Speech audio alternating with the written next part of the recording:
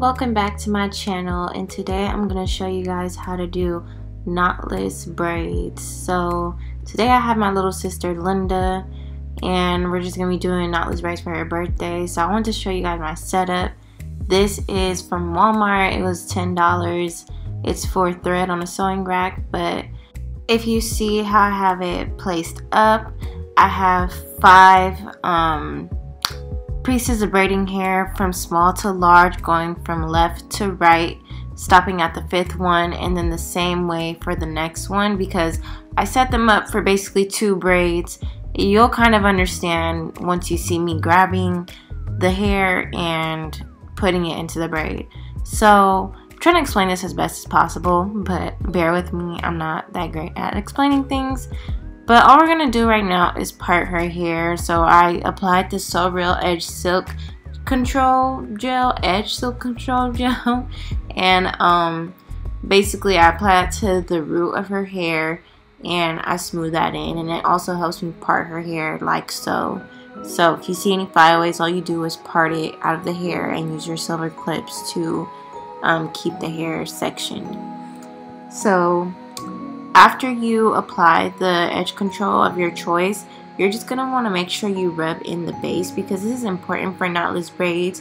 If you have kinkier textured hair, you just want to make sure you lay down your roots really well. So at this point, you're just going to want to split the section into 3.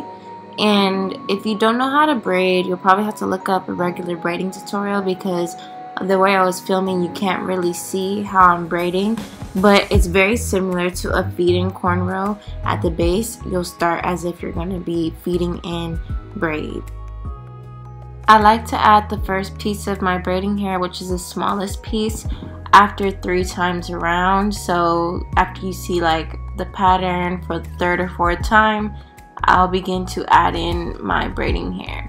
And then right after, you just keep adding every braid after that to make it bigger. My explanations sound horrible, so if you can tell in the video, just keep watching and follow as best as you can. And after that, you'll just continue braiding. It will become to look very seamless and flawless as you keep practicing and get better.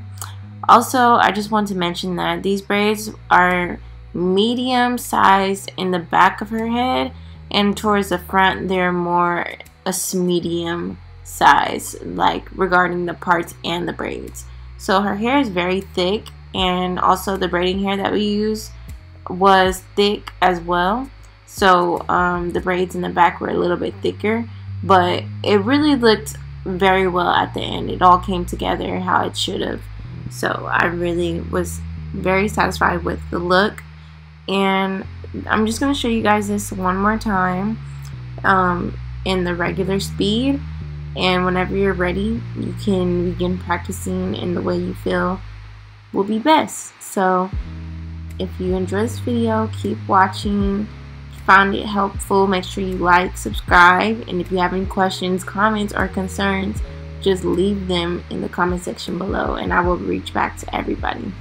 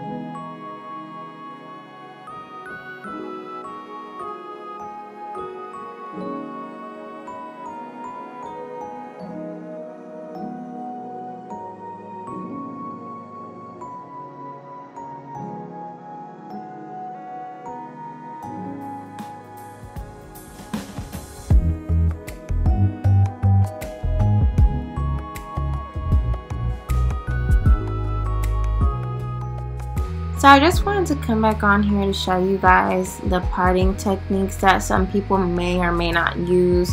Some people find it helpful and faster to separate the hair before you begin braiding because it's just an easier or more organized way of doing your styles. So some people might braid it like the first section where you see a regular plait. That's a whole section worth of braids, and as you can see on the top, that's also a whole section worth of braids. It also helps you part better. Like if you braid a section like I did at the top, you will see like if your parts are crooked or straight, or if they need a little bit more work. So I'm not the best at parting, so this also helps me see my mistakes. So I really recommend this technique for anybody who is trying to perfect their parting. And yeah, so we have made it to the top, and next I'm just going to show you how to lay the edges. And for the edges we use Black Panther edge control, and I highly recommend that for almost every hair texture. It works really well, so make sure you look into that. It can be found at your local beauty supply stores.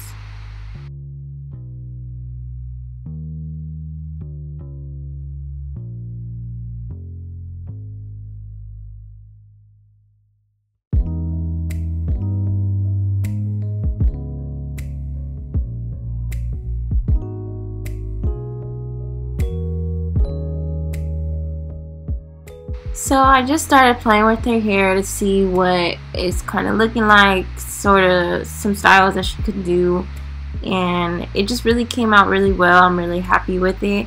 So as you can see, knotless, you are able to be very versatile with it and flip it over, and it shouldn't hurt at all because it starts with your natural hair, whereas with regular box braids or individuals, you might feel some tension because it starts off with fake hair. So I highly recommend this to anybody who does not like tension on their scalp, who just wants to be able to put their hair in a bun on the first day if they wanted to.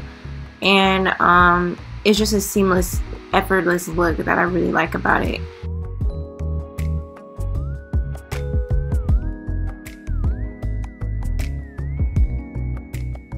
So obviously you're going to dip your hair. I forgot to show that part, but you just boil some hot water for like 10 minutes. I have an electric kettle, so that boils in like 5 to 7 minutes, and you just dip all your hair in it and make sure you dry it well enough, and you add some mousse to hold your flyaways, and you're all good and ready, set to go.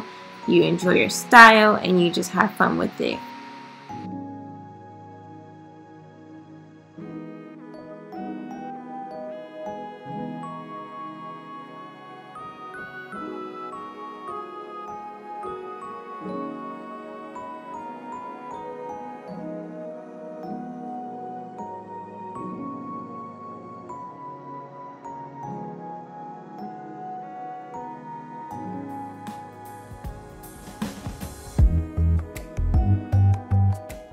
And that is pretty much it for the rest of this video. I hope you guys were able to learn something from this. You know, with braiding, practice makes perfect, and honestly, it's gonna take a lot of time, you guys, so don't frustrate yourself. Just keep practicing. If you have little sisters, or if you have little cousins or a mannequin, you know, you need to practice on them so that you can get better. And trust me, you will be doing your own hair, doing everybody else's hair in no time. Just believe in yourself and stay true to your craft. Love you guys so much. If you like this video, make sure you like it, thumbs up, and subscribe. Comment if you need anything, and I'll be there for you. Love you guys. Bye.